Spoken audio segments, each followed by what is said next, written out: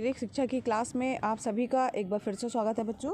और हम पढ़ रहे थे चैप्टर नंबर 10 खेल, जिसके नियम, प्रबंधन एवं पुरस्कार के बारे में हम लोगों ने पढ़ लिया है। ये चैप्टर कम्प्लीटली हम लोग पढ़ चुके हैं। अगर आपने अभी तक वीडियो नहीं देखे हैं तो चैनल की प्लेलिस्ट में जाइएगा। क्लास 6, 7, 8 की शारीरिक शिक्षा की प्लेलिस्ट है, उसमें सारे वीडियो क्रम से डले हुए हैं। उसको देख करके आप चैप्टर अच्छे से समझ सकते हैं, साथ ही अभ्यास प्रश्नों को भी कंप्लीट कर सकते हैं। तो बच्चों, आज हमें इसके अभ्यास प्रश्नों को करना है। ये चैप्टर हम लोगों ने पूरा कंप्लीट पढ़ लिया है। चलिए बढ़ते हैं बिना किसी देरी के इसके अभ्यास प्रश्नों की ओर। तो यहाँ पर जो है इसके अभ्यास प्रश्न जो हैं, ये देखिए यहाँ पर जो है इसमें कुछ प्रश्न के उत्तर देने हैं हमको। तो इसके अभ्यास प्रश्नों को फेयर कॉपी में कीजिएगा। तो चलिए बढ़ते हैं। पहला प्रश्न है, खेल प्रबंधन से तुम क्या समझते हो?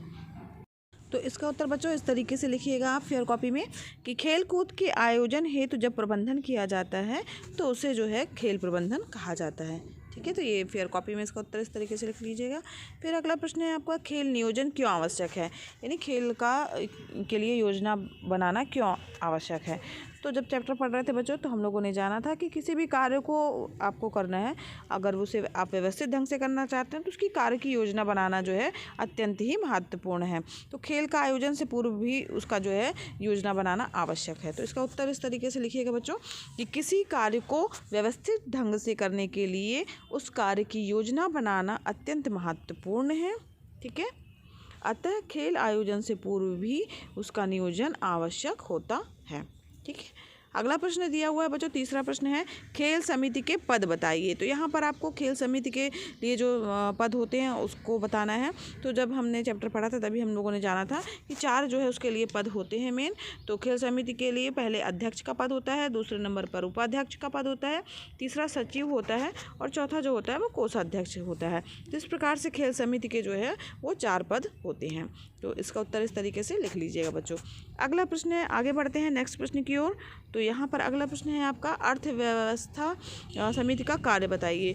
तो अर्थव्यवस्था समिति क्या कार्य करती है? तो जब खेल का आयोजन होता है तो धन की व्यवस्था करना, उसका बजट बनाना, बजट के अनुसार उसका खर्च करना, उसका लेखा जोखा रखना, ये सभी कार्य जो होते हैं वो अर्थव्यवस्था समिति के होते हैं।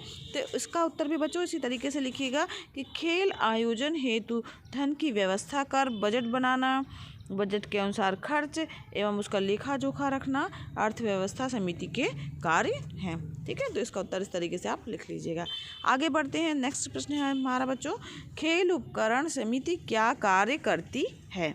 तो जो खेल उपकरण समिति जो रहती है वो क्या कार्य करती है? तो नाम से स्पष्ट है कि खेल के उपकरण संबंधी जो होंगे उनकी व्यवस्था करना, उनको खेल का मैदान का जो है उसकी व्यवस्था करना, उसका निर्माण करना, है ना। उसमें जैसे मान लीजिए अगर खेल कोई गेम हो रहा है तो उसके लिए चूना वगैरह डलवाना, उसमें पोल वगैरह की व्यवस्था करना और जो उसके लिए आवश्यक सामग्री है खेल के लिए तो उसके अनुसार जो है उन सामग्री को खरीदना, तो ये सब उसी का कार्य है। तो यहाँ पर जो है आप इसका उत्तर इस तरीके से लिखिएगा बच्चों कि खेल के मैदान का निर्माण तथा खेल संबंधी उपकरणों की व्यवस्था करना खेल उपकरण समिति का कार्य है। ठीक है, जैसे मान लीजिए अगर आप गेम खेल रहे हैं तो अगर बैडमिंटन है या वॉलीबॉल है या फुटबॉल है तो उसके लिए जो है आवश्यक सामग्री, जैसे आपके लिए शटल कॉक और बैडमिंटन हो गया और इसके अलावा बॉल हो गया, फुटबॉल हो गया, ये सब की व्यवस्था करना जो है वो खेल उपकरण समिति ही करती है। तो ये उसी के लिए निर्धारित कर दिया गया है कार्य। तो इसका उत्तर आप लिख लीजिएगा। अगला प्रश्न बढ़ते हैं बच्चों। अगला प्रश्न है आपका, प्रतियोगिता कितने प्रकार की होती है?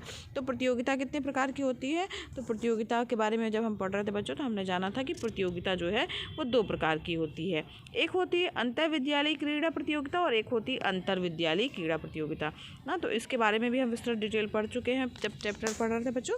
तो यहाँ पर केवल पूछा गया कि कितने प्रकार की होती है, तो आप केवल 2 उसके प्रकार ही लिखिएगा, उसके बारे में डिटेल बताने की ज़रूरत नहीं है। तो अंतर विद्यालय क्रीड़ा प्रतियोगिता और दूसरा है अंतर विद्यालय क्रीड़ा प्रतियोगिता। एक तो विद्यालय के अंदर ही आयोजित होती है और एक जो होती है वो उसमें कई विद्यालय के बच्चे जो हैं वो पार्टिसिपेट करते हैं।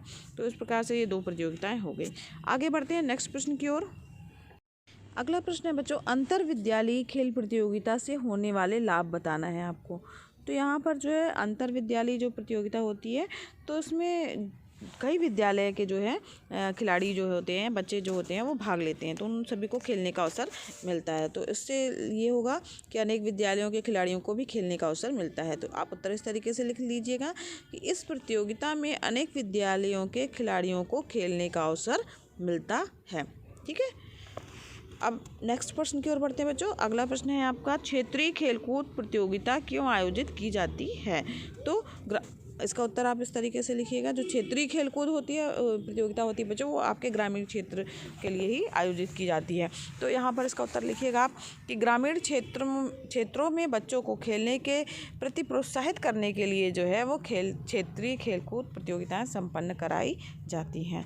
तो अब इसके बाद फिर नेक्स्ट प्रश्न है बच्चों आपका कि भारत में खेले जाने वाले प्रमुख खेलों के नाम लिखिए। तो यहाँ पर जो है भारत में कौन कौन से खेल खेले जाते हैं प्रमुख रूप से, उनके नाम आपको देने हैं। तो यहाँ पर आप इसका उत्तर इस तरीके से बच्चों लिखिएगा। प्रमुख खेल जो है वो हेडिंग डाल दीजिएगा, फिर आप लिखिएगा कि कबड्डी, खो खो, टच एंड पास, जो हम लोगों ने गेम पढ़े हैं ना चैप्टर पढ़ते समय, उन सारे के नाम आपको देना है। घेरों में टप्पा देना, लंबी कूद, शतरंज, भारोत्तोलन, tennis, cricket, hockey, football, volleyball तथा बैडमिंटन आदि जो है वो प्रमुख खेल जो हैं वो भारत में खेले जाते हैं। ठीक है, तो इस तरीके से आप इसका उत्तर लिख दीजिएगा। अगला प्रश्न है, खो खो खेल के एक टीम में कितने सदस्य होते हैं? तो जब बच्चों खो खो की टीम हम पढ़ रहे थे खो खो गेम के बारे में, तो उसमें बताया गया था कि जो खो खो की टीम है उसमें टोटल जो है वो 12 खिलाड़ी होते हैं, लेकिन जब खेलते समय जो है वो 9 खिलाड़ी ही भाग लेते हैं और 3 खिलाड़ी जो होते हैं वो आपके अतिरिक्त के रूप में रखे जाते हैं। तो उत्तर आप इस तरीके से लिखिएगा बच्चों कि खो खो की एक टीम में 12 खिलाड़ी होते हैं और खेलते समय 9 खिलाड़ी प्रत्येक टीम में खेलते हैं। 3 खिलाड़ी जो होते हैं वो क्या होते हैं, आपके अतिरिक्त खिलाड़ी होते हैं। इस प्रकार बच्चों ये प्रश्न उत्तर वाले प्रश्न जो हैं हमारे अभ्यास प्रश्न जो हैं कंप्लीट हो गए हैं। अब आगे बढ़ते हैं। यहाँ पर अगला प्रश्न है आपका सही जोड़ी बनाने का। सही जोड़ी बनाना है, रिक्त स्थानों की पूर्ति है और सही गलत का निशान लगाना है। तो यहाँ पर देखिए सबसे पहला जो है आपको सही जोड़ी बनाने के लिए आ और बा 2 कॉलम दिए गए हैं, इसमें आपको सही जोड़ी जो है वो बनानी है। तो यहाँ पर देखिए सबसे पहले दिया है लंबी कूद, तो लंबी कूद से संबंधित शब्द है आपका टेक ऑफ। ठीक है, तो इसके बाद फिर है कबड्डी, तो कबड्डी जो है वो सांस से संबंधित गेम होता है, उसमें कबड्डी कबड्डी कबड्डी कबड्डी में सांस रोके मतलब सांस टूटनी नहीं चाहिए, तो ऐसे करके जो है वो एक सांस में जो है वो उसको बोला जाता है कबड्डी गेम में। तो वो सांस उससे संबंधित वर्ड हो गया आपका।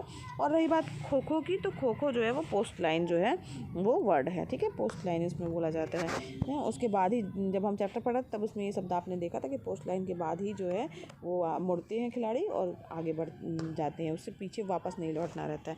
अब आगे बढ़ते हैं। रिक्त स्थानों की पूर्ति करनी है आपको। यहाँ पर फिल इन द ब्लैंक्स है। तो का दिया हुआ है द्रोणाचार्य पुरस्कार को दिया जाता है। तो बच्चों द्रोणाचार्य जो थे वो अर्जुन के गुरु थे, तो वहाँ पर ये बात है कि द्रोणाचार्य पुरस्कार जो है वो गुरु से संबंधित है, यानी जो प्रशिक्षक होंगे प्रशिक्षण दे रहे हैं उनको दिया जाएगा। तो यहाँ पर आप फिल इन द ब्लैंक्स में लिखिएगा कि द्रोणाचार्य पुरस्कार प्रशिक्षकों को दिया जाता है। तो यहाँ आप लिख दीजिएगा प्रशिक्षकों।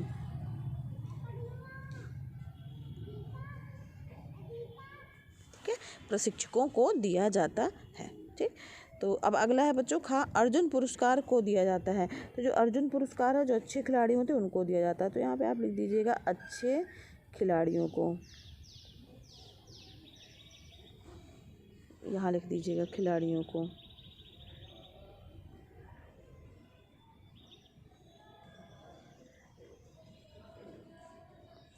अच्छे खिलाड़ियों को दिया जाता है। ठीक है, तो इस प्रकार से फिल इन द ब्लैंक्स हो गया आपका। अगला प्रश्न है बच्चों आपका सही गलत का निशान लगाने का है। तो इसमें सही और गलत का जो है वो आपको निशान लगाना है। तो पहला इसका दिया हुआ है कि कबड्डी में सांस टूटने पर खिलाड़ी आउट नहीं होता है। तो गलत है बच्चों, क्योंकि कबड्डी में अगर सांस टूट जाती है तो व्यक्ति क्या हो जाता है, आउट हो जाता है। तो यहाँ पर जो है बच्चों गलत का निशान लगाइएगा। ये वाला का वाला जो है वो आपका क्या हो गया, गलत है। अगला प्रश्न है बच्चों अर्जुन पुरस्कार प्रशिक्षकों को दिया जाता है। तो गलत है ये, क्योंकि प्रशिक्षकों को दिया जाने वाला पुरस्कार कौन सा है, द्रोणाचार्य पुरस्कार है। तो इसलिए आपका सही गलत में ये गलत हो गया। तीसरा कथन है, लास्ट कथन है आपका लास्ट वाला प्रश्न है बच्चों आपका, खो खो खेलते समय प्रत्येक टीम में 9 खिलाड़ी होते हैं। तो बिल्कुल सही बात है, जब खो खो अगर खेला जाता है तो उस टाइम पे जो है वो टीम में जो है वो 9 खिलाड़ी होते हैं। ठीक है, खेलते समय जो होता है तब उस समय 9 खिलाड़ी जो हैं वो दोनों टीमों के भाग लेते हैं। 3 अतिरिक्त खिलाड़ी होते हैं, जो कि टोटल 12 खिलाड़ी होते हैं, जिसमें से 3 अतिरिक्त खिलाड़ी होते हैं। तो इस प्रकार से बच्चों आज हमारा ये चैप्टर ख़त्म हुआ, साथ ही हमारे शारीरिक शिक्षा के पूरे कंप्लीट हो गए हैं चैप्टर, और कोर्स आपका यहीं पर आज समाप्त हुआ। तो बच्चों अगर पढ़ाना पसंद आया हो तो वीडियो लाइक कीजिएगा, चैनल पर नए हैं तो चैनल को सब्सक्राइब कीजिएगा बच्चों। और ये वीडियो क्लासेस फ्री हैं तो आप भी लाभ लीजिए, अपने फ्रेंड्स को भी शेयर कीजिए ताकि वो भी इसका लाभ ले सके। धन्यवाद बच्चों, मिलते हैं नेक्स्ट वीडियो क्लास में।